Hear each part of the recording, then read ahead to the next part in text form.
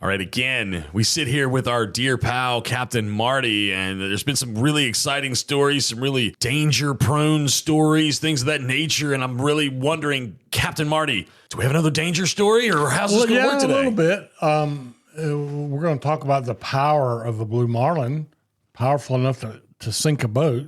Ooh. And we'll tell you, this story I'll tell you up front has a happy ending, so don't worry too much about it, especially if you have a charter tomorrow and you're going Marlin's fishing. I'll be right back. When it comes to general maintenance or major modifications on your diesel vehicle, look no further than Wanchi's Off-Road Diesel Performance in Kill Devil Hills. Master mechanic Ryan Walker developed the plan for having his own auto shop over 20 years ago, and today he owns the premium diesel performance powerhouse of the Outer Banks. To have him and his crew take a look under your hood, give him a call today at 252-715-0025 or find him on social media. Wanchi's Off-Road Diesel Performance, the diesel performance powerhouse of the Outer Banks. The desire for being on the water is what draws people to the Outer Banks. OBX Boat Company in Kill Devil Hills shares that desire with you. The only full-service Yamaha authorized dealer on the beach, OBX Boat Company is committed to providing you the best possible boat ownership experience. Their carefully selected brands of center consoles and family-friendly pontoon boats are all powered by ultra-reliable Yamaha motors. They offer excellent financing options as well. To learn more and see their inventory, visit obxboatco.com. You know, back in the day, Papa Sheldon Midget, everyone called him Papa Sheldon. He built a lot of boats. One of the boats he built was the Temptress, and I think it was originally the Sea Fever for Sonny Briggs. I think that's right. Okay. But Chip Shafer, who I met in Hatteras years ago, had come up to Oregon Inlet, and he had that boat. It was called the Temptress. He had one of the best mates that's ever fished, and that's saying a lot, out of Oregon. Mike Everly. Mike still travels the world. I see him at the Pirates Cove tournament every year. He's a tournament fishing Marlin captain, but we called him, you may have remember him as Lurch. He was 6'5", and he could do that Lurch imitation. He even looked like Lurch a little bit, from, what was that, the Addams Family? Yes. So Lurch was the mate. And these boats, the boats in those days were framed with juniper and planked. You remember that. Mm-hmm. All right, so I'll tell you right now that that's juniper frame in a very light native white cedar wood, and the planking was cut out of the same type of stuff. Came right out of the swamps right here in eastern North Carolina. Nowadays, of course, they use very high-tech fiberglass, Akumi plywood, and all kinds of some much different construction technique, including a whole bunch of polymers and fiberglass. In those days, they would usually put a little thin layer of fiberglass cloth, like you'd put on a surfboard, right, over the wood. And I'm not even sure if the Temptress had that, because, but that was the way the boats were built. Were much lighter and not nearly as, they were strong, but not like they are nowadays. So they're out there fishing on them. What was a rough day. And they hook a pretty good-sized Blue Marlin, about 450 pounds, and the fight is on. Now, in those days, again, and this would have been in the early 1980s, we used steel leaders. It was actually the leader, which is the last 15 feet of the line. Nowadays, of course, it's all done with heavy monofilament. Those days, it was done with wire leader, not stainless steel. Like there's still stainless steel wire leader around for some uses. But it was actually, Justin, it was piano wire. It was music. It was music wire, and in different sizes that was normally put inside of a piano. Right. And it would rust in a day or two. You had to cut every night. You sit home with a pound of music wire or piano wire, and maybe it was number 10, maybe it was number 12, or maybe it was number 15, which was the biggest. And you cut 30 coils, twisted an eye on one end, coiled them up, and that was your stock. Maybe you tied sea witches, but they don't do that anymore. We did that every night as mates.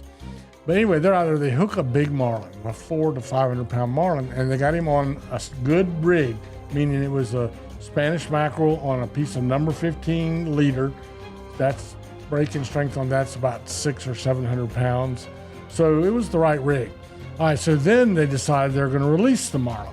All right, so how do you get a blue marlin off the leader if you're going to let it go? Keep in mind, and we'll do other stories about how we release 95%, 99% of blue marlin. We release nowadays, almost all the billfish are released, almost all of them.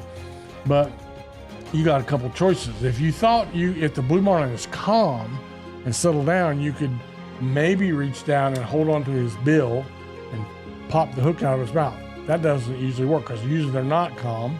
The bill is not only a spear, it's also a baseball bat, and it's a good way to get somebody hurt or get a hook in your hand or a lot of things.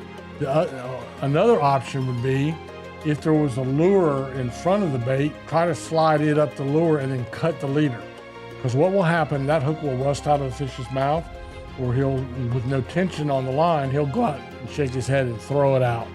But that's the safest, quickest way. And for terms of a release, the deal is, if you intend to release the marlin, then what makes it the point of capture is when the mate touches the leader.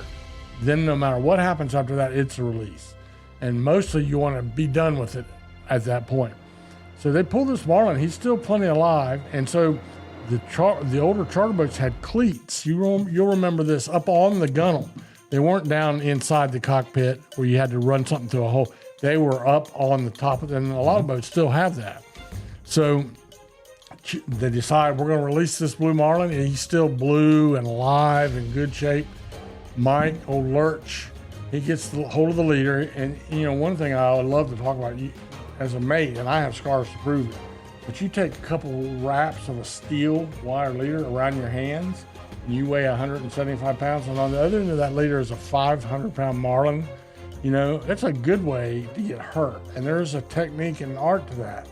But what Mike did was the right thing to do. On that 15-foot leader, he got in, rather than trying to hold that leader, he had nobody else to cut the leader. Like in a tournament, you have a couple of mates or whatever. You don't want the charter reaching out there in case that fish were to jump or something like that. So Mike is what's called cleated him off.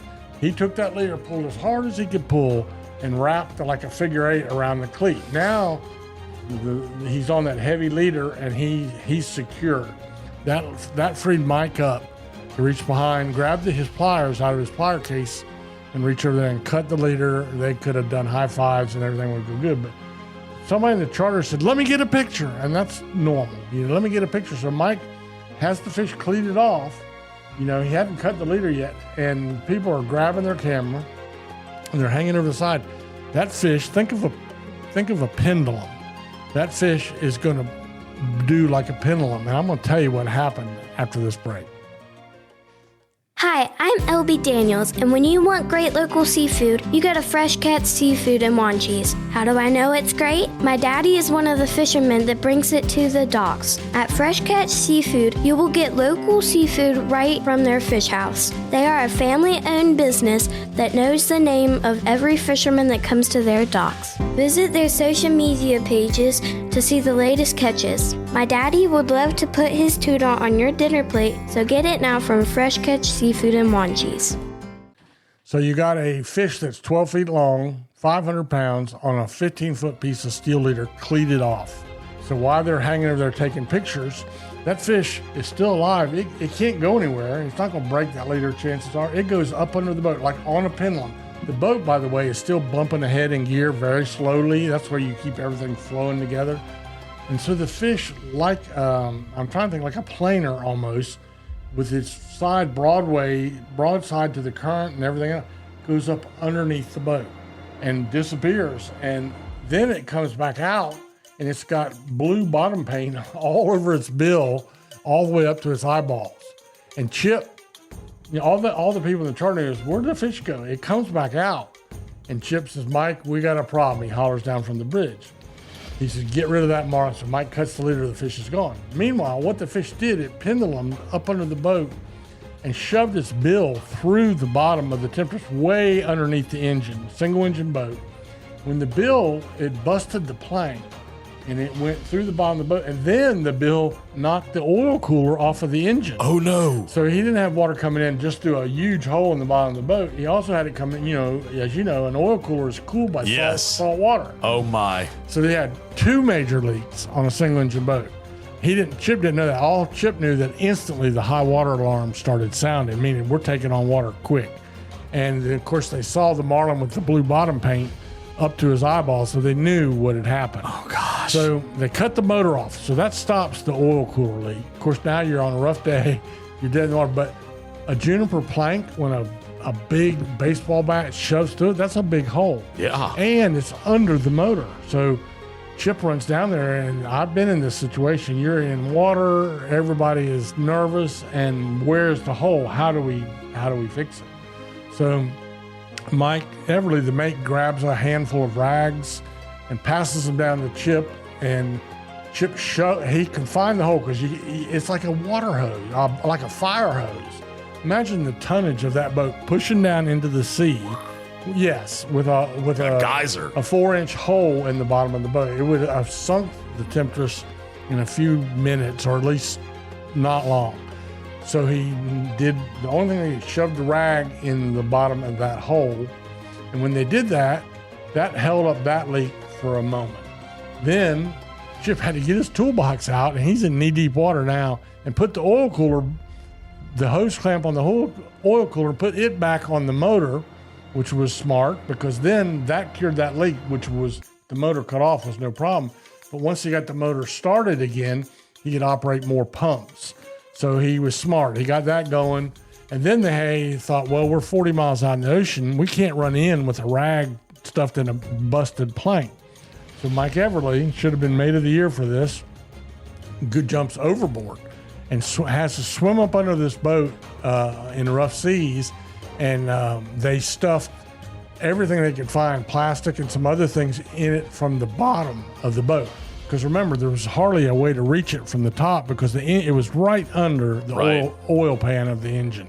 So he did, and he saved the boat. And they had to wait for the Coast Guard came out there and brought them a pump and dropped the pump down by a guy line, and they pulled that down.